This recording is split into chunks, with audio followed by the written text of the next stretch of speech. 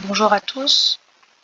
Alors, je viens pour vous faire la correction de l'interro sur les pourcentages massiques et les densités. Donc l'interro que vous avez reçu par mail et que donc je vous demande d'avoir fait avant de regarder cette vidéo, histoire de pouvoir corriger correctement et de pouvoir vous évaluer pour voir où vous en êtes, étant donné que l'interro là-dessus va arriver la semaine prochaine sûrement. Alors, donc ça commence toujours par la même chose, on regarde les données de l'énoncé et on note ce qu'on a besoin. On a une bouteille d'H2SO4 dont la masse molaire est de 98, où on a marqué quoi? Densité 1,17, pourcentage en masse 43%.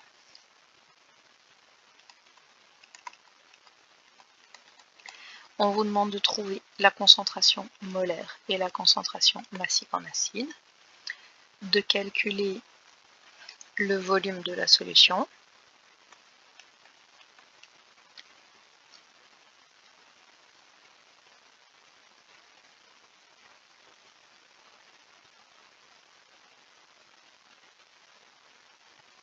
non, c'est un autre problème ça. Donc là, il y a une séparation, hop. On décalcule la concentration molaire et massique, et puis ensuite, on a un exercice B, où on vous demande le volume de la solution d'une solution qui serait à une densité de 1,84 et un pourcentage en masse de 98% pour avoir 40 g de H2SO4. Donc, on va s'occuper du premier exercice. Donc l'exercice A, ça ne devrait pas être très compliqué. Donc là, on va mettre un A. On a une densité qui permet d'établir que 1 litre pèse 1170 grammes. Le pourcentage massique qui permet de dire que dans ces 1170 grammes, on en a 43% qui sont effectivement du H2SO4. Donc on a 1170 fois 43 divisé par 100.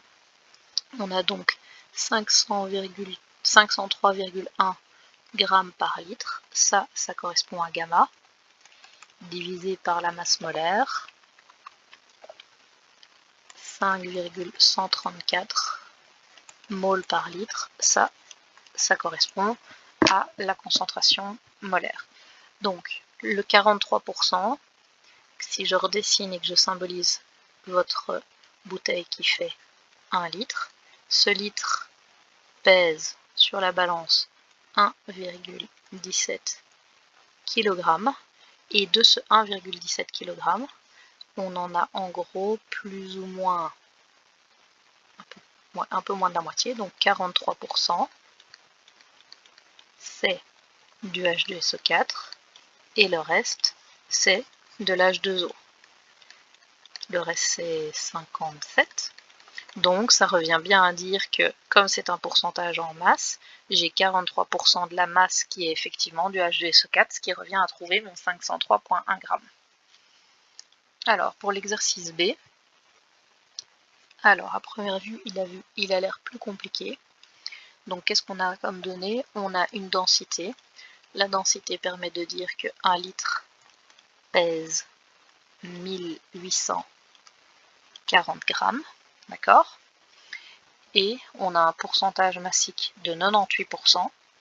Donc on sait que fois 98%, je vais avoir 1840 fois 98 divisé par 100, 1803,2 grammes par litre. Ça, c'est ma concentration massique.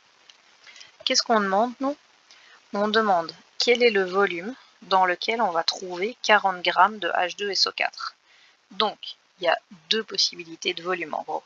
Soit je prends un volume donc et que je pars de mon 1840 grammes, mais ce sera faux parce que dans mon 1840 grammes, il y a, comme dans cette bouteille-ci, de l'eau et du H2SO4. Soit je dois partir du coup de ma concentration massique qui, elle, te dit bien que dans un litre, il y a 1803,2 grammes de H2SO4.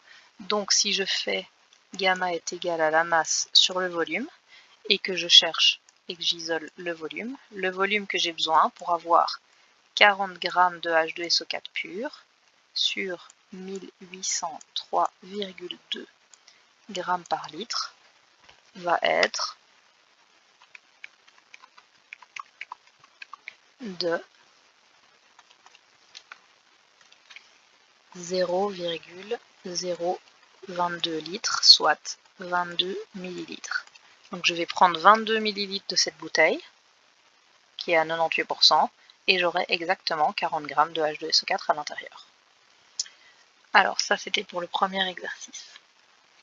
Alors si on passe à une idée de cotation. Donc si vous avez écrit qu'avec la densité 1 litre pesait 1170 g, vous avez un point. Si vous avez multiplié le 1170 par le pourcentage massique, vous avez un deuxième point.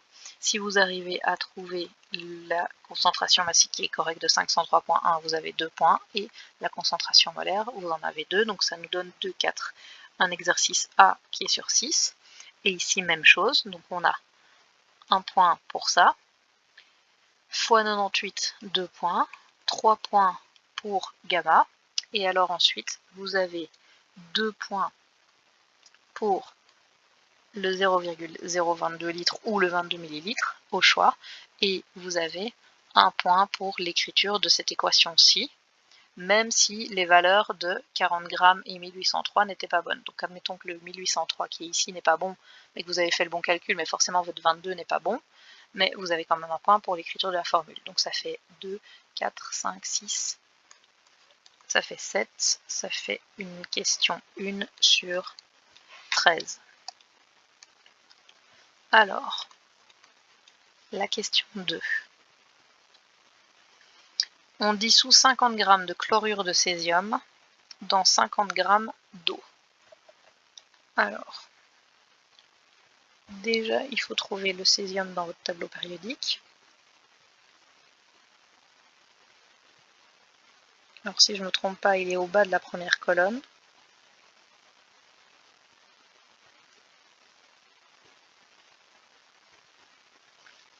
Donc, 50 g de chlorure de césium,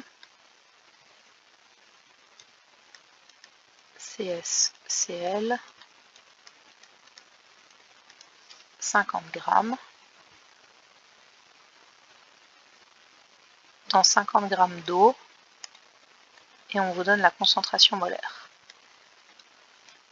50 g d'H2O, et on donne une concentration molaire qui est égale à 4,819.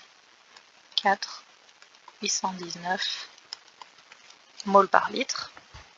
Donc, le chlorure de césium, sa masse au césium, c'est 133.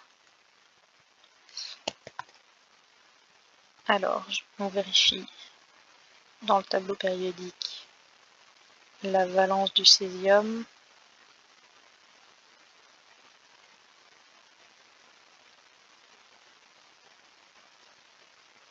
Donc, il est bien dans la première colonne, donc il a bien la valence 1. Donc, ça donne 133 plus 35, 168 pour la masse molaire du chlorure de césium complet, donc 168.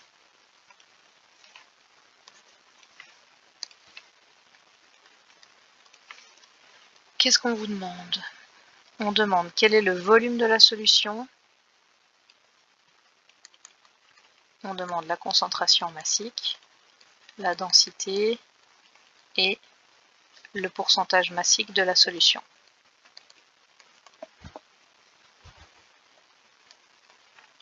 Alors, concentration massique, densité, pourcentage massique. Donc, la concentration molaire, c'est le nombre de moles qu'il y a sur le volume, et vous cherchez le volume, donc vous isolez le volume, ça donne volume est égal à N sur C. Si on a mis 50 g de chlorure de césium dans 50 g d'eau, le nombre de moles, vous pouvez le trouver en faisant 50 divisé par 168, donc on a un N divisé par 168. On a le N de chlorure de césium qui est égal à 0,298 moles.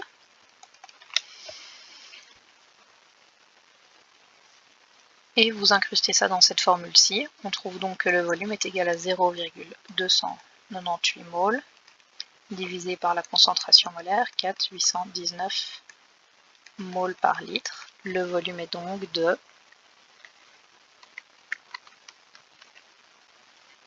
0,062 litres, soit 62 millilitres. Donc ça, c'est le volume de la solution. Alors la concentration massique, voilà, concentration massique c'est facile.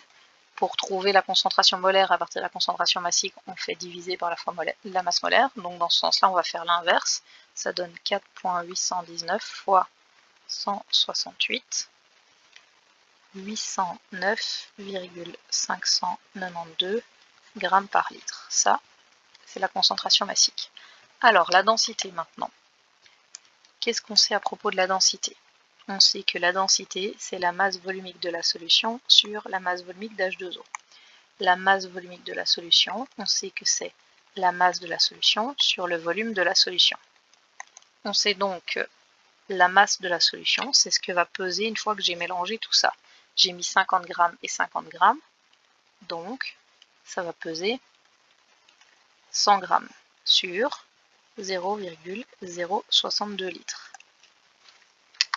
100 divisé par 0,062, ça donne 0,062, ça donne 1612,9 grammes par litre.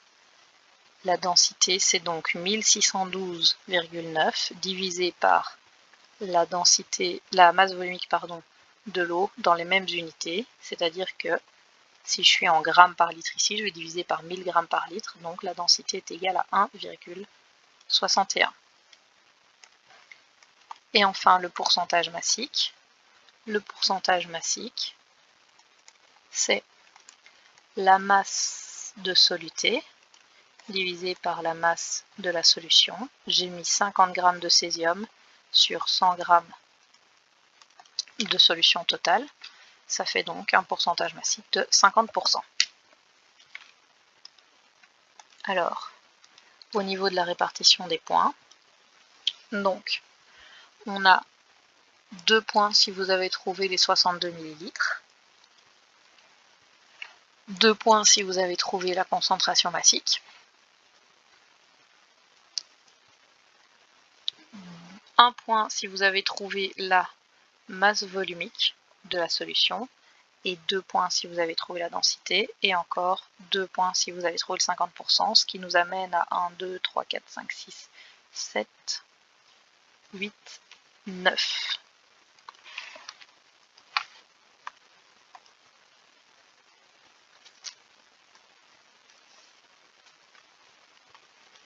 Et alors l'exercice 3. Alors, on fait réagir 19,5 g de fluorure de calcium qui contient 4% d'impureté. Donc, fluorure de calcium, c'est CaF2, 4% impur. Avec une solution de sulfate d'hydrogène, H2SO4, 85% densité 1,9. 85% densité 1,9, sulfate d'hydrogène, H2SO4.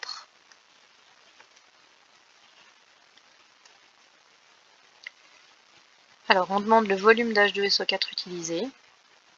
Les produits obtenus si le rendement est de 74%. Donc, rendement égal 74%. On veut savoir quel volume on a utilisé ici. Et on demande les masses des produits. Ok, donc ça, ce qui est en bleu, c'est les données qu'il y a dans l'énoncé.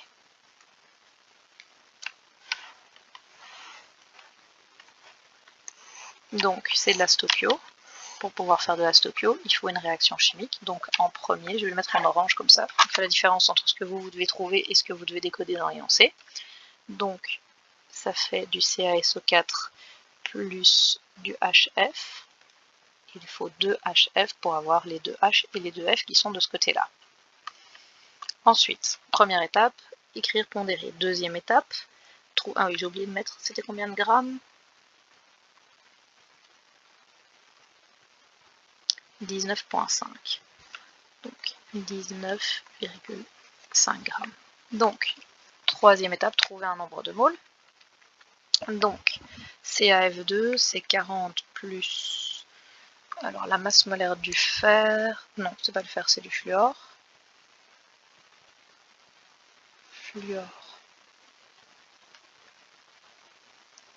C'est de 19. Donc, 40 plus 19 fois 2, ça donne 78. 19,5. Alors, qu'est-ce qu'on sait? On sait qu'il y a des impuretés dans mon CaF2. Ça veut dire quoi? Ça veut dire que j'ai un caillou de 19,5 grammes, mais que de ce 19,5 grammes, j'en ai 4% qui ne sont pas du CaF2. Donc je vais prendre 19,5 fois le pourcentage de pureté, qui est donc de 96, divisé par 100. Ça veut donc dire fois 96% qui est le pourcentage de pureté. J'ai 18,72 grammes qui sont effectivement du CaF2, que je vais donc diviser par la masse molaire de 78 pour obtenir le nombre de moles qui est de 0,24 moles. Ce 0,24 moles va être passé dans les colonnes suivantes. Et fois 2, ça donne 0,48 moles. Alors, pour ce qui est du volume, on sait que pour trouver un volume, étant donné que C est égal à N sur V, on sait que V est égal à N sur C, il nous manque donc C. Alors, pour pouvoir trouver C, je vais me servir des données de l'énoncé. La densité permet de dire que 1 litre pèse 1900 grammes. De ces 1900 grammes, je n'en ai que 85% qui sont effectivement du H2SO4, donc 1900 fois 85 divisé par 100, ça me donne 1615 grammes par litre qui sont la concentration massique, que je vais diviser par 98, la masse molaire, vu qu'on a affaire à du H2SO4, et j'obtiens une concentration molaire de 16,480 moles par litre, que je vais réincruster ici. Donc, ça fait, j'ai le nombre de moles, 0,24 divisé par 16,48. Ça me donne un volume qui est égal à 0,015 litres, soit 15 ml que je vais utiliser. Ensuite, la masse molaire du CaSO4 est de 40 plus 32 plus 64, 136. 136, 0,24 fois la masse molaire, donc fois 136, ça me donne 32,64 grammes, mais j'ai un rendement qui s'applique, qui est de 74%, donc je vais avoir ça fois 74 divisé par 100, 24,154 grammes. Même chose ici, je multiplie par la masse molaire qui était de, alors c'était 19 le fer, donc 20, 0,48 fois 20, ça me donne 9,6 grammes, fois le rendement qui est toujours de 74%, 7,104 grammes au total. Et ça finit votre exercice.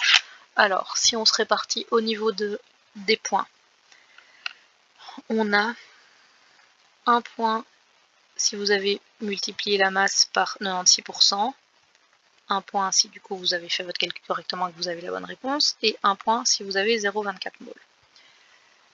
On a 1 point si vous avez passé le 0,24 ici, si vous l'avez passé ici et si vous l'avez passé là. On a 2 points pour le calcul de la concentration molaire et donc 2 points pour le calcul du volume ici. Donc si vous avez calculé le volume avec la bonne formule mais que vous n'avez pas par exemple la bonne concentration molaire, vous n'avez plus que 1 point sur les deux. Et ici, donc on a 1 point parce que vous avez multiplié par la masse molaire et 1 point pour le 32,64 et ensuite 2 points pour avoir appliqué le rendement, même chose ici, 2 points pour le rendement, 1 point pour le 9,6 et 1 point pour le fait de multiplier par la masse molaire. Donc ça veut dire que si vous savez qu'il faut multiplier par la masse molaire, ça vous donne un point, même si le 0,48 était faux ou que vous avez mal calculé, que le 9,6 n'est pas bon non plus. Ce qui donne un exercice, ah oui non, et vous avez 2 points pour l'écriture de l'équation et la pondération. Donc ça donne un exercice sur 2, 4, 5, 6, 7, 8, 9, 10, 11, 12, 13, 14, 15, 16, 17, 18, 19, 20. Voilà, ça corrige l'exercice. Donc, vous devez faire la correction donc, dans une autre couleur.